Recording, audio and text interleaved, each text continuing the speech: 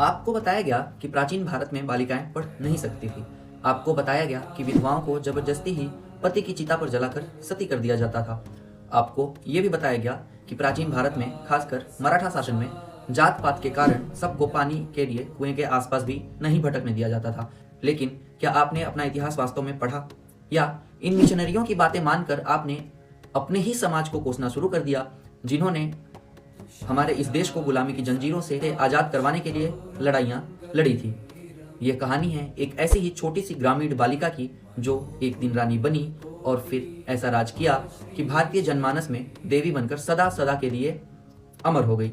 एक ऐसा व्यक्तित्व जो भारतीय समाज और इतिहास के बारे में गढ़े गए ढेरों मिथकों को ध्वस्त करती है। नमस्कार, मैं डॉक्टर अतुल और आप देख रहे हैं भारत भाग्य विधाता सीरीज। आज 11वें दिन हम बात कर रहे हैं पुण्य श्लोक माता अहिल्याबाई होलकर की। हम उन्हें पुण्य श्लोक देवी अहिल्याबाई के नाम से जानते हैं। पुण्य श्लोक का अर्थ होता है शुभ चरित्र। शुभ चरित्र या पुण्य श्लोक रानी अहिल्याबाई के पहले राजा युधिष्ठिर और राजा नल, दो लोगों को ही यह उपाधि दी गई है। विक्रम संवत 1782 ज्येष्ठ मास के कृष्ण पक्ष की चतुर्थी तदनुसार 31 मई 1725 ईस्वी को अहिल्याबाई का जन्म हुआ था। उनके पिता मंकोजी राव शिंदे चौड़ी नामक गांव के पाटिल थे। वे पशुपालन करने वाले गडरिया या धनगर समाज से आते थे। अहिल्याबाई बचपन से ही अत्यंत होनहार थी।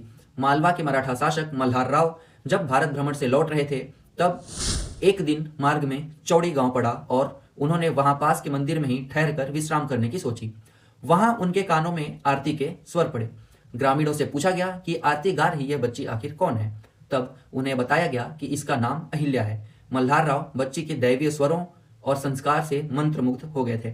उसी क्षण उन्होंने अपने पुत्र खंडेराव का विवाह अहिल्या के साथ तय कर दिया। इस प्रकार 12 वर्ष की अहिल्या राजवधु अहिल्याबाई होलकर बन गई।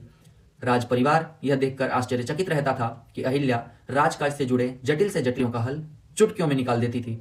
उसकी वाणी पर मानो सरस्वती स्वयं वास करती थी। ससुर मल्हार राव ने अपनी बहू को बेटी की तरह प्रश्रय दिया। 1754 में कुंभे के युद्ध में अहिल्याबाई के पति खंडेराव की मृत्यु हो गई।